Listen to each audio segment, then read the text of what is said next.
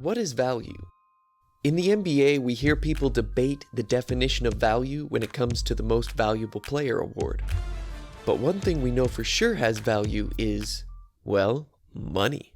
Pretend you are an NBA owner for a minute. Yes, this means you are very, very rich. But it also means you have the responsibility to pay players millions and millions of dollars. As an owner, you do not want your money to go to waste.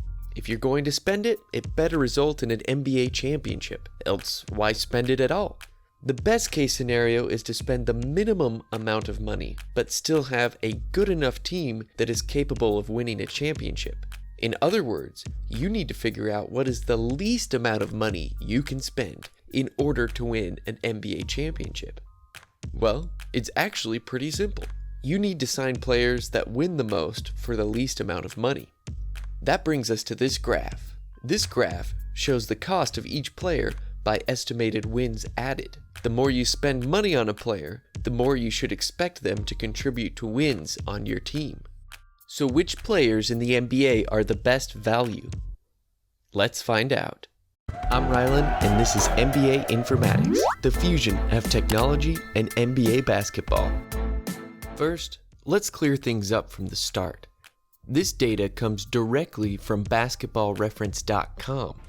The wins on the vertical axis are win shares, which is an estimate of the number of wins contributed by a player. The money on the horizontal axis comes from the salary table, which is near the bottom of each player's basketball reference page. This line is the trend for the entire NBA. It makes sense.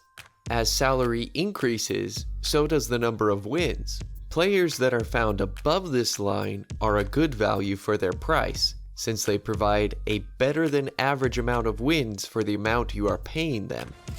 Likewise, any players below this line are a bad value, since they provide less than the average amount of wins for the amount they cost.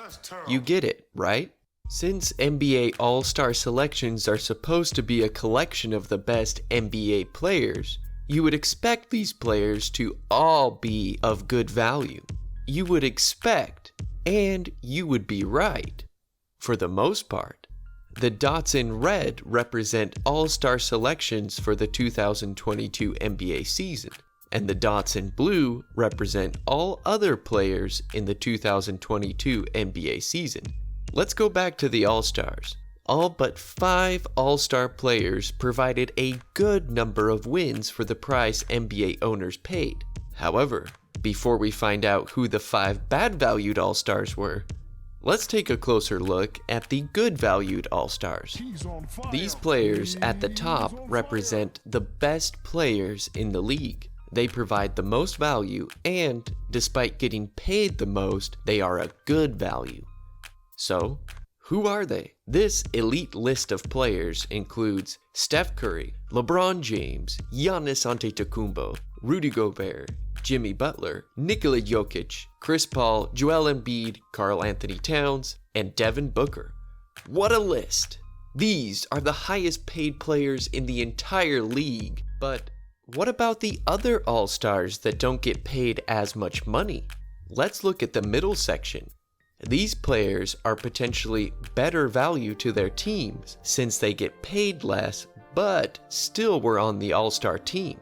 These players include Jason Tatum, Donovan Mitchell, DeMar DeRozan, Jarrett Allen, Fred VanVleet, Zach LaVine, and DeJounte Murray.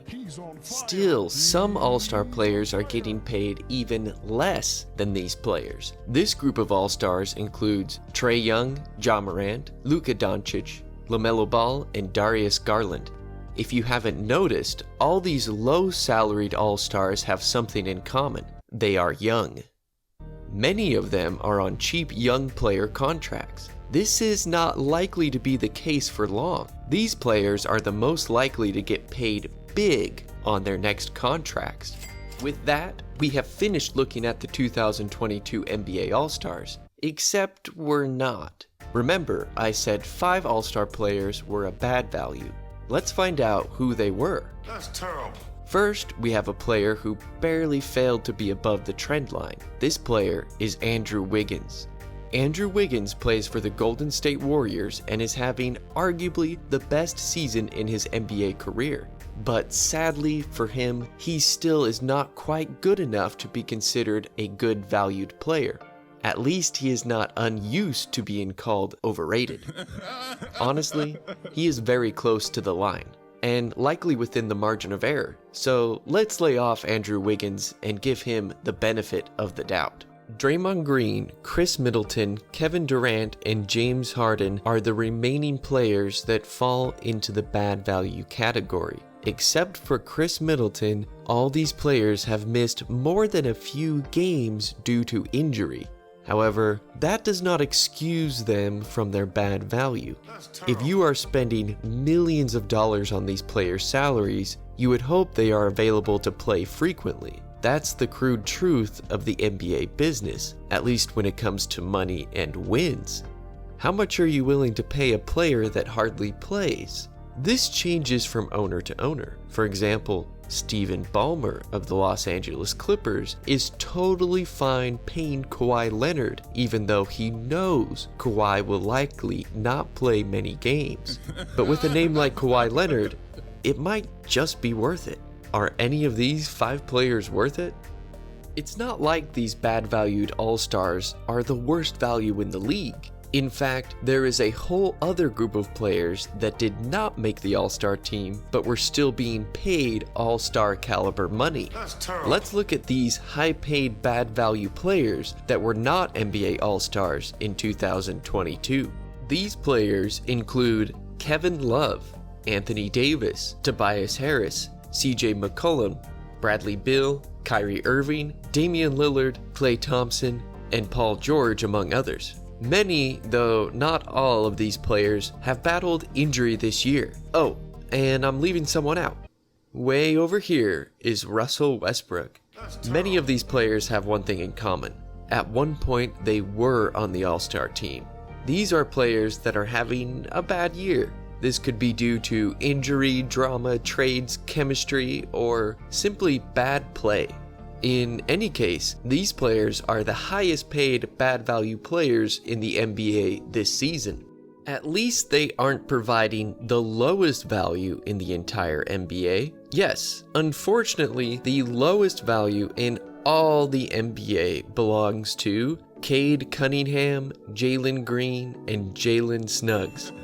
Let's cut these young players some slack. To have high win shares, your team needs to win. And these players are all on bad teams. For now, they are not good enough to turn their bad teams good, but they are still young and new.